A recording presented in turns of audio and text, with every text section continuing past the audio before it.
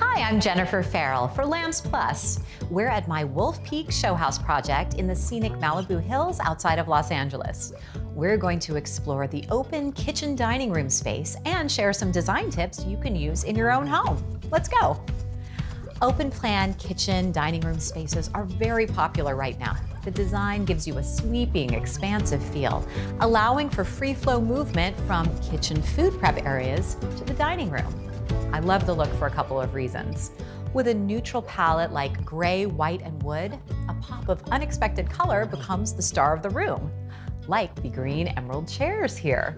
And keeping the color palette consistent from space to space makes the home feel cohesive and well thought out. When choosing lighting for an open space like this, choose larger pendants and chandeliers that are the right scale for big rooms. Another element to take note of is the use of mixed metals.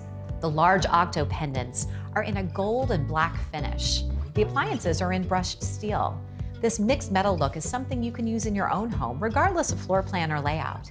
Here's a tip about choosing pendants over an island. I think bigger is better, but when you're hanging pendants, make sure they're above the eye line of the average person, so they don't feel obtrusive. To get the look, keep in mind these simple tips. Tip 1, don't overcrowd a room with too much furniture. That helps make a space feel airy and open. Tip 2, big, bold pendants are a great choice above islands and dining tables, as long as they're hung above the eye line. Check out the other house tour videos of Wolf Peak and visit lampsplus.com for more tips and ideas.